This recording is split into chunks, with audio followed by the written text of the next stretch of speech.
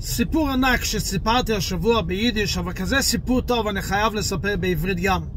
הייתי שבוע שעבר בשבע ברכות אצל האדמו"ר מסאטמר שליט"א בקריית יואל במונרו, ודיברתי מכל מיני נושאים, אחד מהנושאים של תקנות לחתונות ואחד מהנושאים בנושאים של שידוכים. היה לי רמקול ביד וגם לרבא היה רמקול, ואני דיברתי והוא דיבר, והוא סיפר סיפור מדהים. הוא סיפר ככה: לפני כמה שבועות נכנס זוג, אבא ואמא, שיש להם בחור בשידוכים, והם רוצים לבקש ברכה לשידוך. יש שידוך על השולחן, אבל האמא לא רוצה בשום אופן את השידוך. מי השידוך? אמרנו, הרב אמר זה נשמע שידוך מאוד טוב, למה לא? והאמא התחילה בשום פנים ואופן, אנחנו לא יכולים בשביל זה ובשביל זה.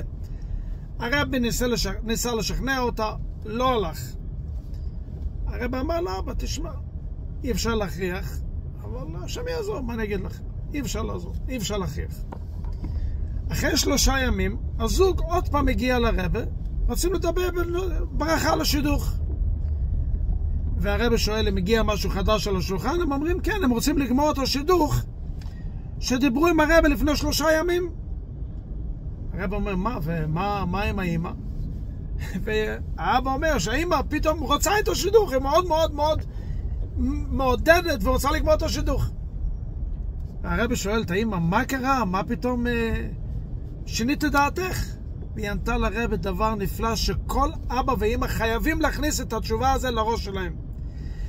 עד לפני 3 ימים היא ענתה, ביררתי על הבחורה. ב3 ימים האחרונים אני ביררתי על הבן שלי ונודע לי מי בדיוק הבן שלי. אני חשבתי שהבן שלי ככה וככה, מגיע לי ככה וככה. ירדתי מהסולם כי אני ביררתי על הבן שלי. אנשים מכניסים לעצמם פנטזיות בראש, מגיע לי כזה ומגיע לי כזה. תברר על הבן שלך. הבן שלך צריך בחורה כזאת? הבת שלך צריכה בחור כזה? רוב הגירושים שיש היום בכלל ישראל כי מחפשים דבר שבכלל לא מתאים. הבת שלי צריכה מישהו שילמד כל החיים. אתה יודע את האמת, את יודעת את האמת. רבותיי, לדעת מה הילדים שלכם צריכים, וזה הסגולה הכי הטובה לעשות שידוך טוב. כי השידוך לא צריך להיות טוב בשביל האבא והאמא. איך אומר לי אבא, אני מחפש, הוא אומר לי שיש לי בת. מה אתה מחפש? הוא אומר לי, אני לא מחפש כלום, אני כבר נשוי. אני מחפש לבת שלי.